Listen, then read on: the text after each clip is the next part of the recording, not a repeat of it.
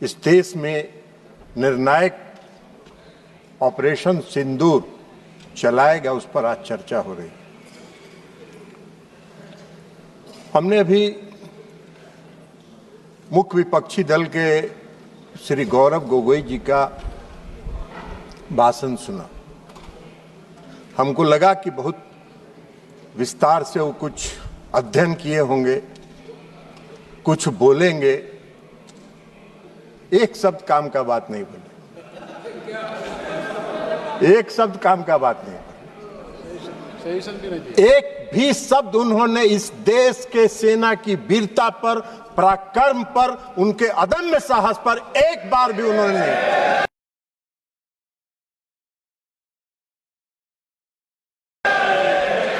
आप बात करते हैं देशभक्ति की, आप देशभक्ति की बात करते हैं। इस देश की सेना पर जो पूरे देश के लोगों को गर्व है, उसकी आप एक बार प्रशंसा नहीं कर रहे। आप बता रहे हैं कि कितना जहाज गिरा, कितना मिसाइल आपका गिरा, इस पर चर्चा कर रहे हैं। इस देश के सैनिकों का कोई महत्व नहीं है आपकी नजर में। और आप बात कर रहे थे इस देश में आतंकवादी घटना की। आतंकवादी घटना आज का है। आपके यूपीए के शासनकाल में 2004 से 14 तक इस देश में आतंकवाद पनपा है, उसको जगह मिली है और उसको पनाह मिला है। कितनी घटनाएं हुई, कितनी घटनाएं हुई देश में आतंकवाद की। पूरा सुनो, कहां हुआ, कितने नागरिक मारे गए, कितनी महिलाएं विधवा हुई, कितने बच्चे मारे गए। कभी आपने सोचा, कभी आपने देखा? मैं भी उस समय सदन का सदस्य था जब यूपीए की सरकार बैठती थी सत्ता पक्ष में। मैं उस समय सदन का सदस्य था और मैंने देखा है, चर्चा हुई है। आप क्या करते थे, आप क्या करते थे? 2004 से 14 तक में यूपीए के शासन काल में जो आतंकवादी घटनाएं हुई, उस समय 615 लोग मारे गए, 615 लोग इस देश के मारे गए। और आप बात करते हैं आतंकवाद की। आतंकवाद तो आपके शासनकाल में पनपा है। 2006 लोग घायल हुए, 615 मारे गए और 2006 लोग घायल हुए। आप बात कर रहे हैं आतंकवाद की। 11/7/2006 को मुंबई ट्रेन हादसा हुआ। मुंबई के ट्रेन हादसा में कितने लोग मारे गए? 209 लोग मारे गए, 800 लोग घायल हुए। क्या किया आपने, क्या कार्रवाई की यूपीए के शासनकाल में? कुछ नहीं हुआ। 26/11/2008 को पूरा मुंबई महानगर में आतंकवादियों का कब्जा था, आतंकवादियों का कब्जा था। कैसे आए थे आतंकवादी? आज तो आप सवाल पूछ रहे थे कि पहलगांव में आतंकवादी कैसे आए, मुंबई पूरे शहर में, महानगर में आतंकवादी कैसे घुसे थे, आपको बताना चाहिए। उस आतंकवादी घटना में महाराष्ट्र पुलिस के 2 अधिकारी मारे गए थे, 2 अधिकारी मारे गए। और उस पूरे महानगर के 26/11/2008 की घटना में 175 लोग मारे गए थे, 300 लोग घायल हुए थे। क्या किया आपने, क्या किया आपने? उसमें 29 विदेशी नागरिक भी थे, विदेशी नागरिक थे जो मारे गए थे। उसमें जो बॉम्बे पुलिस के 2 अधिकारी, संयुक्त पुलिस आयुक्त और ज्वाइंट पुलिस कमिश्नर मारे गए थे। क्या किया था? आप घड़ियाली आंसू बहा रहे थे।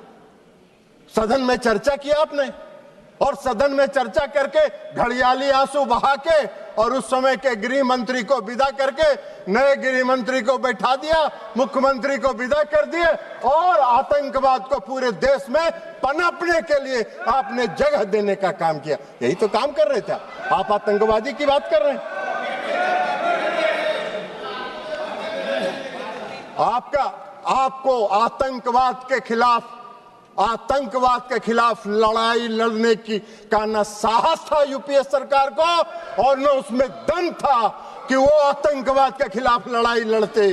खाना पूरी करते थे, घड़ियाली आंसू बहाने का काम करते थे। हाँ,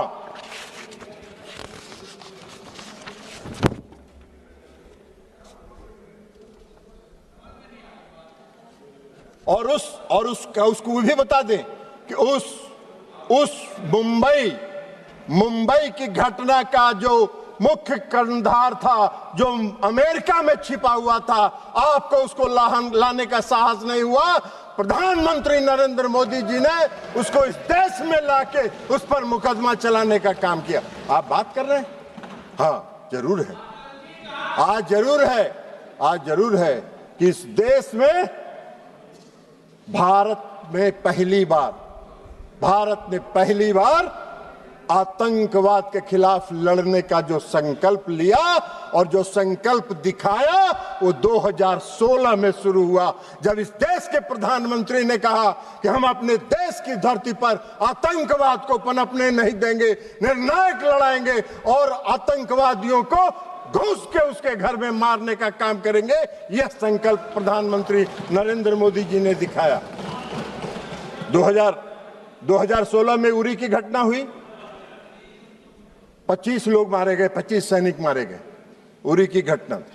और 25 सैनिक मारने के बाद देश के प्रधानमंत्री ने निर्णायक लड़ाई लड़ते हुए सर्जिकल स्ट्राइक किया और पाकिस्तान की सीमा में घुसकर पाक आतंकवादियों को समाप्त करने का काम किया। यह प्रधानमंत्री ने इस संकल्प के साथ काम किया, आतंकवाद के खिलाफ लड़ाई लड़ने का काम किया। आपको कहां दिखाई दे? आतंकवादी प्रशिक्षण केंद्र समाप्त हुए सर्जिकल स्ट्राइक में, सैकड़ों आतंकवादी मारे गए। और फिर दोबारा आतंकवादियों ने साहस किया। फरवरी में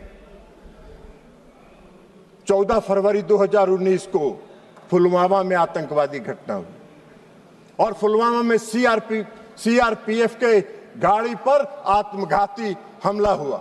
और उस आत्मघाती हमले के बाद आदरणीय प्रधानमंत्री नरेंद्र मोदी जी के नेतृत्व वाली सरकार ने अपने संकल्प को फिर दोहराया और एयर स्ट्राइक करके पूरे प्रशिक्षण केंद्रों को तबाह किया। जैसे मोहम्मद के लश्करे के सारे प्रशिक्षण केंद्रों को तबाह करने का काम किया। आप मोदी जी को सिखा रहे हैं आतंकवाद के खिलाफ लड़ाई लड़ने का। आप तो आतंकवाद के खिलाफ क्या लड़ाई लड़े थे? इतना दिन देश में शासन किए। आजादी के बाद से तो सबसे ज्यादा शासन आप ही लोगों ने किया है। तो आपको बताना चाहिए था कि हमने ये काम किया था। आप तो कुछ किए नहीं, तो 0 सन्नाटा है। तो 0 सन्नाटा में क्या कहिएगा? तो खोज रहे हैं। अभी बोल रहे थे पहलगांव में आतंकवादी किन उद्देश्यों के साथ आया, उसका भी व्याख्यान आप ही कर रहे थे कि इन उद्देश्यों के साथ पहलगांव में आतंकवादी घुसे थे। आपसे पूछ के घुसे थे क्या वो लोग? आपको कैसे जानकारी है कि वो किस उद्देश्य के साथ लेके घूमे? अरे ऐसा बात मत करिए। कम से कम देश की एकता और अखंडता के साथ मजाक मत करिए। देश की एकता और अखंडता के साथ देश की सरकार के साथ खड़ा रहने का काम कीजिए। नहीं तो कोई नहीं। विश्वसनीयता तो प्रतिदिन समाप्त हो ही रही है। आने वाले समय में कोई पूछेगा भी नहीं, यह भी जान लीजिए। तो इसलिए एयर स्ट्राइक किया प्रधानमंत्री जी ने। पुलवामा की घटना के बाद 26 अप्रैल को बालकोट में घुस के एयर स्ट्राइक करके आतंकवादियों के प्रशिक्षण केंद्र को समाप्त करने का काम किया। ये प्रधानमंत्री का संकल्प था, ये मोदी जी का संकल्प था। यूपीए के किसी सरकार के प्रधानमंत्री ने यह संकल्प नहीं लिया था। यह काम मोदी जी ही कर सकते हैं, दूसरा कोई नहीं कर सकता है। और अब ऑपरेशन सिंदूर पर आइए। 22 अप्रैल को पहलगाम में घटना हुई और 22 अप्रैल को पहलगाम में जब घटना हुई तो अरे जाओ ना यार, वहां वोटर बड़ा जाली बनवाए, वो उधर जाके देखो।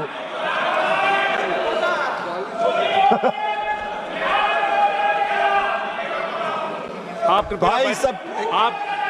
कृपया बैठे बैठे मत बात करिए, उनको बोलने दीजिए। आप बैठिए। नहीं आप बैठिए, आप बैठिएगा प्लीज, आप बैठिएगा।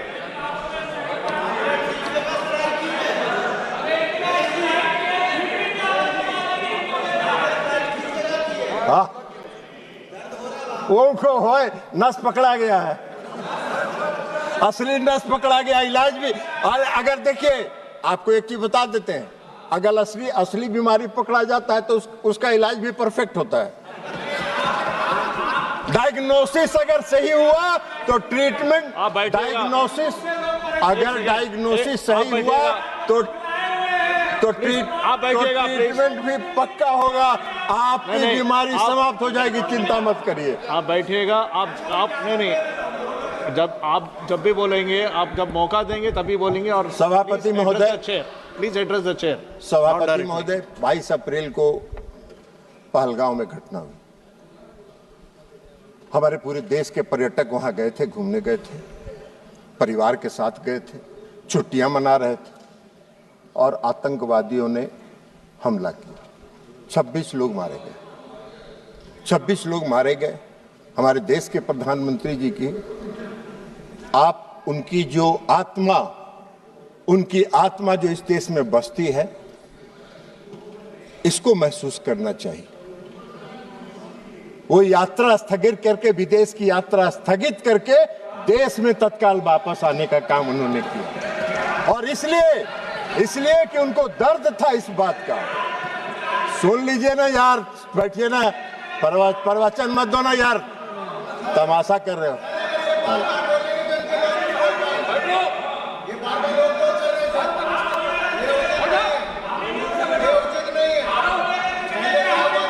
नहीं, आप बैठे बैठे मत बोलिएगा, आप टिप्पणी मत दीजिएगा, आप बैठिएगा। उनको बोलने दीजिए। नहीं प्लीज, नहीं, आप जो भी बोले रिकॉर्ड में नहीं आएगा, आप बैठ जाइए। तो सभापति महोदय, कश्मीर तो वो गए जिनको तफरीह करना था।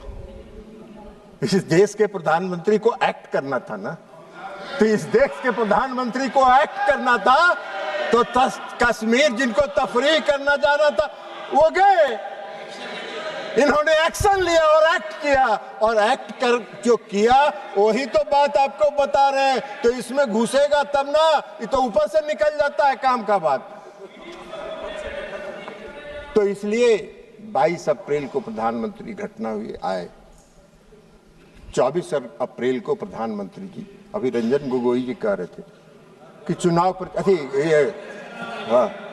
ये गौरव गोगोई जी कह रहे थे, सॉरी गौरव गोगोई जी कह रहे थे कि चुनाव प्रचार में गए थे। चुनाव प्रचार में नहीं गए थे, अपने को करेक्ट किया कीजिए, बोलिए भी तो करेक्ट करिए। पंचायती राज दिवस था, और पंचायती राज दिवस में हर साल प्रधानमंत्री जी पंचायती राज दिवस में किसी न किसी राज्य में जाकर पंचायत प्रतिनिधियों को संबोधित करते हैं। और 24 अप्रैल को भी प्रधानमंत्री जी बिहार के मधुबनी में पंचायती राज दिवस के दिन गए। लेकिन वहां जाके उन्होंने जो कहा, पहली बार पहलगाम की घटना पर एक शब्द उन्होंने कहा कि घटना से मर्माहत हूं, और इसका जवाब कल्पना से परे पाकिस्तान को मिलेगा, कल्पना से परे पाकिस्तान को मिलेगा। यह एक लाइन में उनकी संकल्प शक्ति का दृष्टिगोचर हो रहा था कि उनके दिमाग में क्या है। और मधुबनी में जो आतंकवाद के खिलाफ लड़ने का उनका संकल्प था, उसमें उन्होंने पहली बार मैंने देखा आज तक 14 से लेके आज तक में कि प्रधानमंत्री नरेंद्र मोदी जी ने अंग्रेजी में भाषण दिया कुछ देर, और इसलिए दिया कि उन्होंने पूरे दुनिया को विश्व को संदेश दिया कि हम आतंकवाद के आगे झुकने वाले नहीं हैं, आतंकवाद के खिलाफ हम निर्णायक लड़ाई लड़ेंगे। और विश्व को अपनी दृढ़ इच्छा शक्ति का संदेश उन्होंने इसके माध्यम से लिया, और आतंकवाद के खिलाफ लड़ाई का उन्होंने संकल्प लिया। प्रधानमंत्री जी ने, अभी रक्षा मंत्री जी ने विस्तार से बताया। वो सब बात तो आपके दिमाग में घुसा नहीं होगा, तो ऊपर से निकल गया होगा। तो इसलिए अभी रक्षा मंत्री जी ने बताया कि वहां से आने के बाद लगातार वो अपने तीनों सेना और चीफ ऑफ डिफेंस स्टाफ के साथ बैठक करते रहे, और सबों के साथ उन्होंने पूरी बात चर्चा सुनी, और एक बात उन्होंने स्पष्ट तौर पर पूरे देश को बताया कि मैंने अपनी सेना को पूरी छूट दी है, उसको डेट तय करने का, समय तय करने का और क्या एक्ट करना है यह तय करने का हमने सेना को पूरा छूट दिया। और 7 मई को 6 और 7 मई की मध्यरात्रि में हमारे सैनिकों ने 9 आतंकवादी ठिकानों को ध्वस्त कर देने का काम किया और सैकड़ों आतंकवादी उसमें मारे गए, शहीद हुए। आप सबने देखा होगा टीवी पर, बहुत से लोग जो आका थे आतंकवादियों को रो रहे थे। मसूद अजहर साहब, हाफिज शहीद, ये रो रहे थे कि मेरा सारा परिवार मर गया, काश मैं भी मर जाता। सारे आतंकवादियों को ध्वस्त करके उन्होंने संदेश दिया कि अब इस देश में और पाकिस्तान की धरती पर आतंकवाद को हम बर्दाश्त नहीं करेंगे और यह संकल्प उन्होंने पूरा करने का काम किया। 1 आतंकवादी मारे गए। पूरे पाकिस्तान के जो जितने थे सेना प्रमुख से लेकर सब आतंकवादियों के जनाजा में गए। आपने पाकिस्तान का तो एक बार भी आलोचना नहीं की। पाकिस्तान को कंडेम तो आपने, गोगोई जी, एक बार भी आपने नहीं किया कि पाकिस्तान के जो सेना प्रमुख थे वो गए, तो इसलिए आप तो नहीं किए। आप नहीं करिएगा। वो मालूम है आप वोट के लिए राजनीति करते हैं और मोदी जी देश के लिए राजनीति करते हैं, अंतर यहाँ है। लेकिन जो 6 और 7 मई को जो घटना हुई ऑपरेशन सिंदूर का, पाकिस्तान हक्का बक्का रह गया। पाकिस्तान को यह उम्मीद नहीं थी और सबसे बड़ी उपलब्धि थी कि जो 9 प्रशिक्षण शिविर ध्वस्त किए गए, एक भी नागरिक को खरोच तक नहीं आया। पाकिस्तान के किसी नागरिक को खरोच तक नहीं आया। हम लोगों ने देखा जो सैटेलाइट इमेज पर कि जो ध्वस्त प्रशिक्षण शिविर है उसके बाहर पाकिस्तान के लोग वीडियो बना रहे हैं, उसका पूरा वीडियो बना रहे थे और मजे ले रहे थे। ये मोदी जी का कमाल था। एक भी सेना के किसी भी पाकिस्तानी सेना के किसी भी जगह पर उन्होंने हमला नहीं किया, हमारे सैनिकों ने हमला नहीं किया। हमारा संकल्प था, मोदी जी का संकल्प था आतंकवाद के खिलाफ लड़ने का और आतंकवादी प्रशिक्षण शिविर को उन्होंने टारगेट बनाने का काम। उसके बाद जवाब में क्या हुआ? उसके जवाब में रिटेलिएशन में पाकिस्तान ने हमारे सैन्य ठिकानों पर, हमारे एयरबेस पर, हमारे नागरिक जगहों पर, नागरिक स्थलों पर, हमारे जम्मू एंड कश्मीर के यूनिवर्सिटीज पर हमला करने का प्रयास किया, गुरुद्वारे पर हमला करने का प्रयास किया, धार्मिक स्थलों पर हमला करने का प्रयास किया। हमारे देश में निर्मित रक्षा प्रणाली ने उनके जितने मिसाइल थे, हम सब लोगों ने, पूरे देश ने टीवी पर देखा। आप कितनों भाषण दे दीजिए, आपका कोई असर नहीं होने वाला है। पूरे देश ने देखा। सभापति महोदय, हम लोग दिवाली में बोतल में रॉकेट बम डालते हैं और रॉकेट बम में नीचे से आग लगाते थे और ऊपर जाके वो फटता था तो वो फुलझड़ी की तरह सब गिरता था। उसी तरह पाकिस्तान के जितने मिसाइल थे हवा में फुलझड़ी की तरह ध्वस्त हो गए। ये पूरे देश ने देखने का काम किया। आपको नहीं दिखता है, हम क्या करें? चश्मा लगा लीजिए, चश्मा बदल लीजिए, चश्मा लगा लीजिए, चश्मा बदल लीजिए। लेकिन आपको दिखा नहीं, पूरे देश ने देखा। पूरे देश में तब वाहवाही हो रही थी, तो आपको नहीं दिखता है। फुलझड़ी की तरह उड़ गया, कहीं कुछ नहीं, कोई नुकसान नहीं हुआ। पूछ रहे थे गृह रक्षा मंत्री, अरे रक्षा मंत्री जी का पूरा भाषण आप अगर ध्यान से सुनते तो रक्षा मंत्री जी ने बताया कि हमारा कोई हानि नहीं हुआ, हमारा कोई जहाज नहीं गिरा। आप फिर पूछ रहे हैं कितना जहाज गिरा था, कितना जहाज गिरा था, कितना जहाज गिरा था। अरे भाई, तो इसलिए सारे उनके मिसाइल को ध्वस्त कर दिया, हवा में ध्वस्त कर देने का काम किया उन्होंने। और उसके बाद जब भारत ने जवाब देना शुरू किया तो पाकिस्तान की पूरी रडार सिस्टम और रक्षा प्रणाली पर हमला करके उसको लाहौर और गुजरांवाला में सारे सिस्टम को हमारे देश की सेनाओं ने ध्वस्त कर दिया। पाकिस्तान का पूरा रडार और रक्षा प्रणाली ध्वस्त हो गया। उनके कमांड और कंट्रोल को ध्वस्त कर देने का काम किया और 11 एयरबेस को हमारे वायुसेना ने 11 एयरबेस को ध्वस्त कर देने का काम किया। यह हमारी उपलब्धि थी। आपको दिखा नहीं ऑपरेशन सिंदूर की उपलब्धि, आपको दिखेगा भी नहीं। लेकिन पाकिस्तान भी चालाकी कर रहा था। पाकिस्तान ने, आपने देखा होगा, पूरे देश ने देखा कि जब पूरा ऑपरेशन सिंदूर का चल रहा था तो पाकिस्तान अपने नागरिक विमान का भी परिचालन कर रहा था। और नागरिक विमान का परिचालन इसलिए कर रहा था कि अगर कहीं इंडिया ने एक भी नागरिक विमान को ध्वस्त किया तो उसमें विदेशी नागरिक भी होंगे, पैसेंजर। तो पूरे देश में, इस देश की, हमारे देश की सेना ने और हमारे नेतृत्व ने उनकी इस चालाकी को समझा और एक भी नागरिक विमान पर खरोच नहीं आया।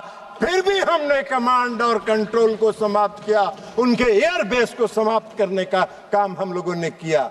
यह हमारी उपलब्धि थी ऑपरेशन सिंदूर की, यह हमारी उपलब्धि थी ऑपरेशन सिंदूर की। और आप बात कर रहे हैं क्यों रोक दिया, क्यों रोक दिया, क्यों रोक दिया?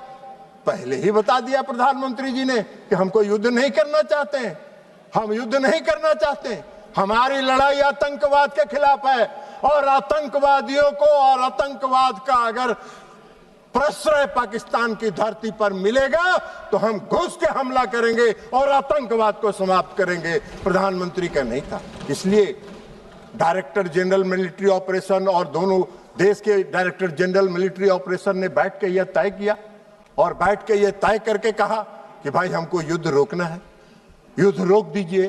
पाकिस्तान घुटने के बल बैठ गया, सारा उनका एयरबेस ध्वस्त हो गया, रडार सिस्टम ध्वस्त हो गया, रक्षा प्रणाली ध्वस्त हो गया। उनको तो कुछ दिखाई ही नहीं पड़ रहा था कि कौन देश भारत से कौन जहाज किधर से आ रहा है और कहां हमला करके चला जा रहा है। तो अब उनके पास चारा क्या था? उन्होंने घुटना टेक दिया और घुटना टेकने के बाद सीज फायर हुआ।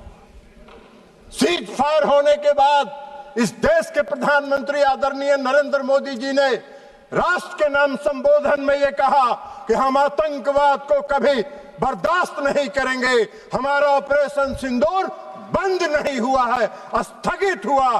फिर हमारे जब भी हमारे देश की तरफ आंख उठा के देखोगे हम घुस के मारेंगे और आतंकवादियों को समाप्त करेंगे। आतंकवाद के खिलाफ हमारी लड़ाई है, हमारी कोई किसी देश के खिलाफ लड़ाई नहीं है।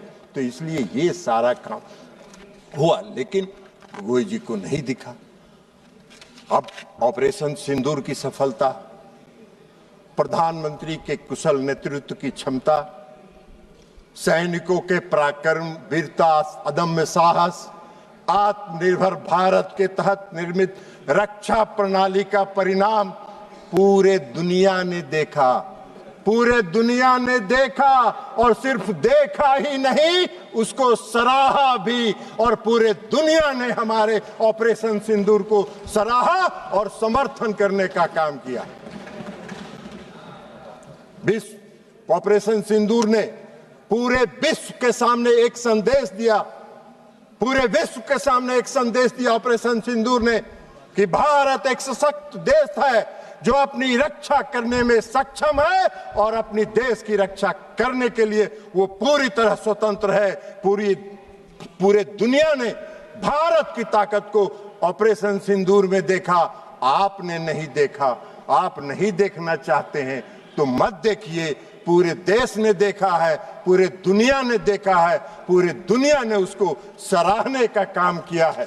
तो इसलिए अब आप बार बार कहते हैं कि भाई अमेरिका के राष्ट्रपति की बात, तो ये माननीय विदेश मंत्री जी यहाँ बैठे हुए हैं, इन्होंने प्रेस कॉन्फ्रेंस करके बता दिया, प्रेस कॉन्फ्रेंस करके बता दिया, प्रेस कॉन्फ्रेंस करके कह दिया कि कोई नहीं हुआ।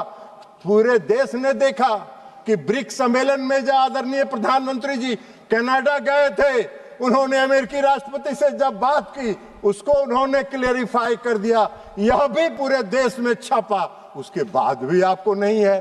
तो आपका तो दूसरा है, पूरे देश ने जो देखा। लेकिन आप दुर्भाग्य है इस देश का, इस देश की विपक्षी पार्टियों को प्रधानमंत्री और ऑपरेशन सिंदूर की सफलता दिखाई नहीं पड़ती है, जिसको पूरे दुनिया ने देखा और विश्व में देखने का काम किया। आप बार बार कहते हैं प्रधानमंत्री जी बोलते नहीं हैं, प्रधानमंत्री जी बोलते नहीं हैं, प्रधानमंत्री जी को बोलना चाहिए। अरे प्रधानमंत्री जी बोलते नहीं हैं, प्रधानमंत्री जी बोलते नहीं हैं, प्रधानमंत्री जी एक्ट करते हैं और एक्ट करके अपनी ताकत दिखाते हैं। और ये एक्ट करके उन्होंने, चाहे वो सर्जिकल स्ट्राइक हो, एयर स्ट्राइक हो और ऑपरेशन सिंदूर हो, एक्ट करके उन्होंने पूरी दुनिया को दिखाया कि हम एक्ट करते हैं, बोलते नहीं हैं। ये आपका काम है, आपका काम है। इसलिए सभापति महोदय जी कि इनके जो विपक्षी पार्टियां हैं और खास करके जो मुख्य विपक्षी पार्टी है, उसका आदर्श गॉवेल्स के बारे में नहीं जानते हैं?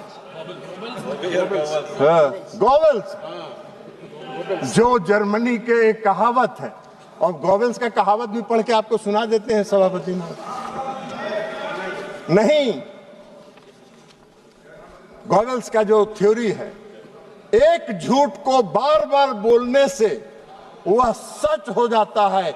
यह एक प्रसिद्ध कहावत है, सुन लीजिए, लेकिन यह सच नहीं है। यह विचार जिसे गोवल की राजनीति या बड़ा झूठ कहा जाता है, ना कि प्रचार मंत्री जो उस पर विश्वास करें, यह ध्यान रखना महत्वपूर्ण है। यह ध्यान रखना महत्वपूर्ण है कि यह एक दुष्प्रचार रणनीति है, न कि सच्चाई। झूठ चाहे कितनी बार दोहरा जाए, सच नहीं बन जाता। आप बार बार दोहराते हैं। अमेरिका के राष्ट्रपति के दबाव में इन्होंने बंद किया, अमेरिका के राष्ट्रपति के दबाव में बंद किया। क्यों बंद किया? ये बार बार झूठ आपके बोलने से सच नहीं होगा। सच यही है कि भारत किसी के दबाव में नहीं आता है। भारत अपना निर्णय स्वयं करता है और भारत उसमें सक्षम है अपना निर्णय स्वयं करने में। तो इसलिए सभापति